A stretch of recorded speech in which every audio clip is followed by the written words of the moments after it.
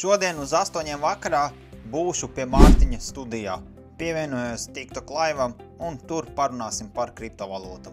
Apvienotā karalistē tiek slēgts poligons, kurā ir cietais disks izmests ar 8000 bitkoiniem, kura vērtība šobrīd ir nepilni 770 miljonu ASV dolāru. Šodien parādījās ziņas to, kad it kā Centrāla Afrikas prezidents ir izlaidis savu mīmkoinu, bet tik daudz, cik pēdējā avoti vēsta to, ka tas ir bijis fakes. Interesanta matemātika.